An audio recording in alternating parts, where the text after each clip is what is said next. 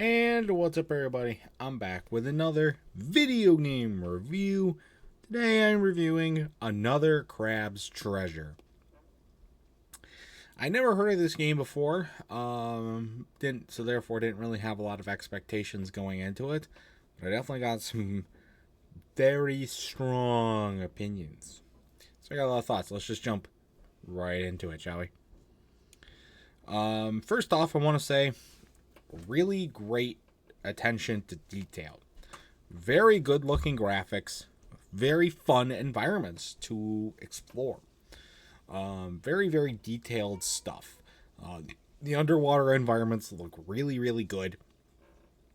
There's just a lot of cool stuff that they incorporate. And for the better, it's not the largest filed game or one of the most high powered games out there. So with what they had to work with, they did a really good job here at kind of just working at everything, and it looks really, really good. And a lot of the environments are fun to explore. Some of them might get a little repetitive, I will not lie. Some of them get a little repetitive, a little boring.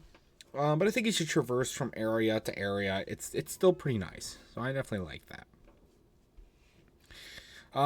They do have a lot of jokes about kind of I like the loan shark joke at the beginning. That was really, really funny.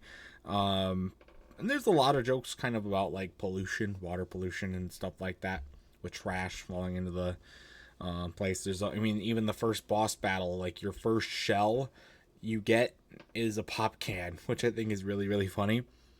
There's a lot of other funny jokes. They're funny because they're true, and I don't know if that was kind of their point or what, but they do kind of shed some light on this is real. This is what kind of what's going on, and I think there's been a lot of efforts recently to get that better and stuff, but I think it's still a very important thing that they touched on. I don't know that necessarily is their intention with doing all of that. I think it's mostly supposed to be for satire, but for what they did really good.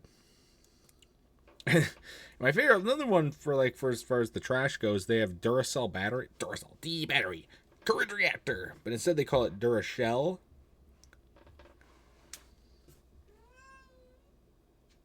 Get it? No?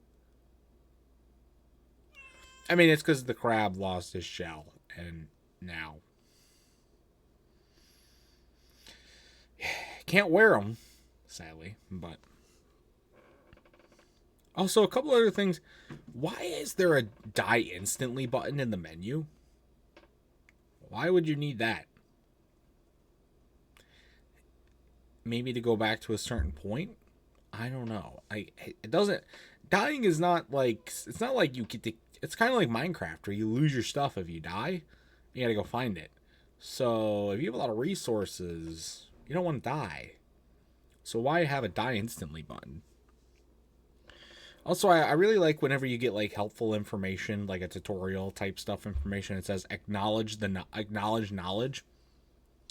I that's a fun play on the word of knowledge. In my opinion, I really like that. It's a little bit of a tongue twister, but I think it works out really good. I like it. So, now the one thing that I really didn't like about this game, it's the combat. The combat is extremely difficult, and I mean extremely difficult for no reason.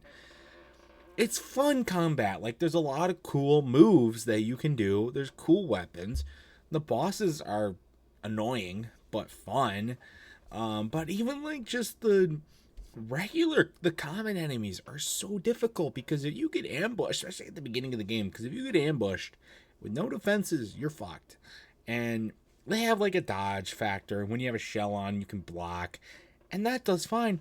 But take the first boss, for example. This is the first boss of the game. But you get into this maybe an hour into the game, and you just get your first shell.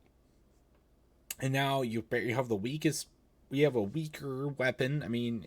It's still a pretty good weapon and everything. But you're trying to beat up this boss, and he can break your shell in 3 hits. And you get a new shell. Now, because he goes into rampage mode, and if you lose your shell, you're basically dead, because he's just going to hit you until you die. I'm thinking about putting the combat in this game on the hardest video game levels list, the next iteration of that, which I don't know when that will be. Right now, I think I'm going to put it on the honorable mentions section, and then maybe later on move it up into the actual rankings, because I did not expect the combat to be as difficult as it is. It really pissed me off how difficult the combat was, and it really discouraged me from wanting to progress further in the game, and just really didn't. It kind of just kills the vibe, because before the combat, it's a very laid back environment, and then they kind of just throw the shit on you, and it's kind of annoying. Let's say that. So,